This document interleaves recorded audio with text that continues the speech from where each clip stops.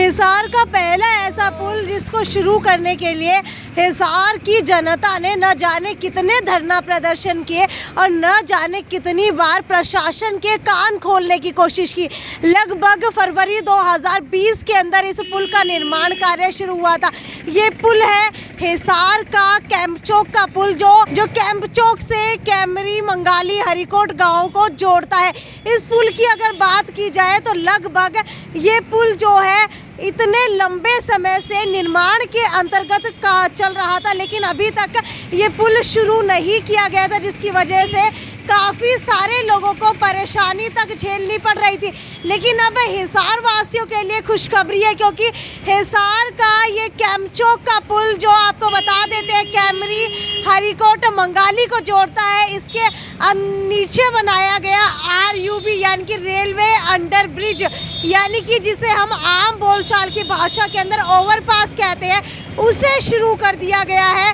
और लगभग ये पुल जो है 6 गाँव और 12 कॉलोनियों को जोड़ता है। और इसी पुल को जोड़ने के साथ साथ राहत भरी खबर ये मिलने वाली है कि जो लोग अब तक परेशान हो रहे थे, जिनको ऊपर से जाना पड़ता था, नहर के रास्ते से जाना पड़ता था, जहाँ पर दुर्घटनाएं बेहद ज़्यादा हुई, जैसे ये पुल का निर्माण कार्य शुरू किया गया था, सारी सड़कें तोड़ दी गई थी।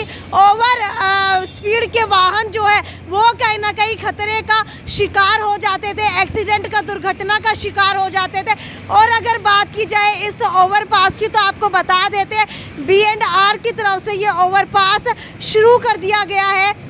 ये कैमरी रोड के साथ साथ जो है आसपास की 12 से ज़्यादा कॉलोनियों और 6 गाँव को 2 साल बाद ये रास्ता मिला है। आपको बता देते हैं अभी जो है ये अनऑफिशियल तौर के ऊपर शुरू किया गया है, क्योंकि यहाँ पर एक ये आप लोग देख सकते हैं लोहे की जो है ये पाइप्स भी खड़ी कर दी गई हैं, ताकि कोई बड़ा वाहन यहाँ से ना जा सके। अभी जो है सिर्फ छोटे और 2 व्हीलर और जो है छोटे 4 पहिया वाहनों के लिए, जिनकी हाइट कम है, उनके लिए ही अभी ये अंडरपास खोला गया है। लेकिन अगर ओवर ब्रिज की बात की जाए तो अभी अंडरपास को खोलने के साथ साथ जो है ओवर ब्रिज के काम के अंदर भी गति आ चुकी है और बिल्कुल गति से जो है अभी ऊपर का काम भी शुरू हो चुका है। अगर बात की जाए लगभग इससे कितनी आबादी को फ़ायदा होगा, तो आपको बता देते कि करीब 30,000 से ज़्यादा आबादी को 2 साल बाद राहत मिली है। साथ ही ROB के रेलवे के हिस्से पर भी रात को स्लैब डाल दी गई है। अब 28 दिन का इसका हिस्सा और इसका काम जो है क्यूरिंग का टाइम रहेगा, यानी कि ये सूखने का टाइम लेगा। सूखने के बाद इस पर तारकोल की सड़क बनाई जाएगी। फ़िलहाल अगर RUB खुलने से पहले आम जनता की बात की जाए तो वो बेहद ज़्यादा परेशान हो रहे थे, और अभी इसके खुलने के साथ साथ जो है उनको थोड़ी राहत मिलेगी। लोग नहर के रखे ऊपर के रास्ते से जो है वो जा रहे थे। और अगर इस पूरे प्रोजेक्ट की बात की जाए तो आपको बता देते हैं लगभग 40 करोड़ का ये प्रोजेक्ट है। और सामने हमारे साथ जो है कुछ लोग भी मौजूद हैं, इनसे पूछ लेते हैं कि कितना फ़ायदा मिला है। मुझे ये बताइए, ये पास शुरू होने के साथ साथ कितना फ़ायदा मिल रहा है? बहुत फ़ायदा मिला। पहले क्या क्या परेशानियाँ आती थी? जाम लग जाएगा तो और सारी परेशानियाँ थी। अच्छा, बाकी खुलना बहुत फायदा है। ये शायद हिसार का पहला ऐसा पुल होगा जिसके निर्माण के लिए, शुरू करने के लिए हिसार की जनता ने इतने धरने प्रदर्शन किए जो इतिहास के अंदर लिखे जाएंगे। हाँ बिल्कुल करेंगे। बाकी कामयाबी हो गई, बढ़िया हो गया। अगर अभी की बात की जाए तो ये अभी अनऑफिशियल तौर के ऊपर खोला गया है। हाँ, ये वैसे परमानेंट खुल गया, ऊपर शुरू हो जाएगा महीने के में, बाकी तैयार हो गया सारा। क्या लग रहा है कि अगर इसकी बात की जाए तो कितना सफल होगा ये पूरा सफल होगा। पूरा सफल होगा। पूरा सफल। कि कौन कौन जो है रास्तों को कनेक्ट कर रहा है ये अंडरपास? ये मंगाली साइड हुआ, कैमरी, मुझे ये बताइए, आप बाइक से जा रहे हैं, अब ये अंडरपास खोल दिया गया है, इससे कितनी राहत मिली और पहले कितनी परेशानी होती थी? पहले तो बहुत परेशानी थी जी, अब तो राहत मिल रही है। अगर बारिश की बात की जाए तो अंडरपास के अंदर पानी भी भर जाता है, लेकिन ये अंडरपास शायद ऐसा है जिसके ऊपर पुल भी बना हुआ है, तो शायद इसके अंदर पानी भरने के आसार कम लग रहे हैं। पानी भरेगा जी, यहाँ से भरेगा जी, पानी भरेगा दोनों साइड से, ऊपर से नहीं भरेगा। ये बाकी इसका फायदा तो बहुत है। ये देखिए यहाँ से जो है यात्री आ रहे हैं। अंकल जी, कितनी परेशानी से राहत मिली है? हो आराम हो गया जी, बिल्कुल आराम हो गया। पहले कितनी बार गिरे हो? गिरे तो नहीं है एक बार भी, लेकिन इधर से निकले ही नहीं कभी हम तो। अच्छा, यहाँ से निकले नहीं ना। जिस तरीके से ये पेंट किया जा रहा है, लग रहा है कि ये इसी तरीके से परमानेंट रहेगा। भैया मुझे ये बताइए, ये हटाया जाएगा या फिर ये यहीं पर रहेगा? ये रहेगा। ये रहेगा। हाँ। यानी कि यहाँ से कोई बड़ा वाहन नहीं जा पाएगा? नहीं।